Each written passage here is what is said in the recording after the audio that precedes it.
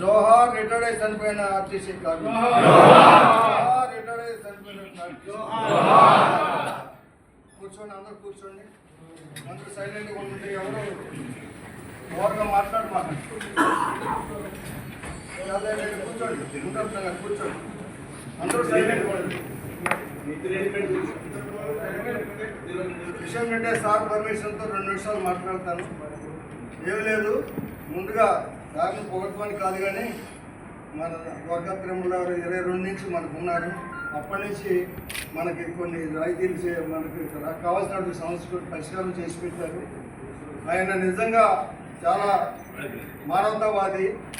2 సంవత్సరాల క్రితం ఎంప్లాయీస్ నాయకుడు ఒక ఆయన చనిపోతే ఆయన సెలవైన ఆయన హైదరాబాద్ నుంచి వచ్చి చివరికి మా అందరితో పాటు నడిచి ఆయన కాడి కూడా పెట్టాడు. ఆర్టీసీ చరిత్రలో మనం బహుశా చూసాము ఇలాంటి ఎంపీ గారు. అంత గౌరవనీయులైన, అందుకని ఆయనకి ఇవ్వాల్సిన గౌరవం తప్ప మనం ఎక్కడితక్క కాదు, అది మంచిది కాదు. మనం పెద్ద వయసు ఉన్నవాళ్ళము, సార్ కంటే కూడా పెద్దవాళ్ళము. మనం అందరూ 70 దాటిన వాళ్ళం, 73, 74, 80 సంవత్సరాలు. మన కళ్యాణ్ గారు 79, ఈయన 78. అయినా సరే అసోసియేషన్ కోసం కృషి చేస్తున్నారు. ఇలాంటి వాళ్ళందరూ మనకు నాయకత్వాలు ఉన్నారు. సార్ మరి అంత ఆయన ఎంఎఫ్సీ స్టూడెంట్ సార్, ఈయన కూడా ఎంఎఫ్సీ స్టూడెంట్ సార్.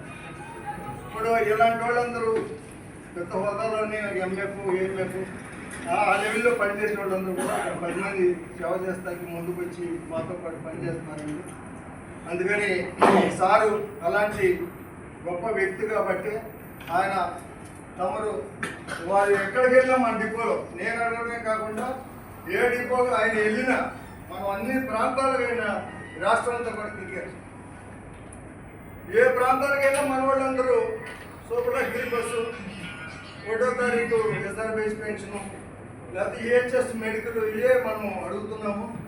అయితే ఆల్రెడీ మెడికల్ దాని మీద సారు ఒక హామీ ఇచ్చారు, అవన్నీ కూడా వారు చెప్తారు.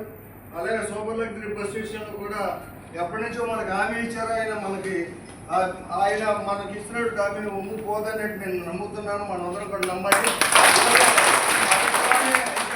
మనం అనుకోక్కర్లేదు. చాలా ఇచ్చారు, మనకి ఇవ్వలేదని నన్ను. గవర్నమెంట్ అయిపోయిన తర్వాత మనకి మోక్ష ప్లాన్ పని అంటే రీప్లేస్మెంట్ అడిగితే ఇచ్చారు, పళ్ళు పని అంటే క్యాబులు ఇచ్చారు.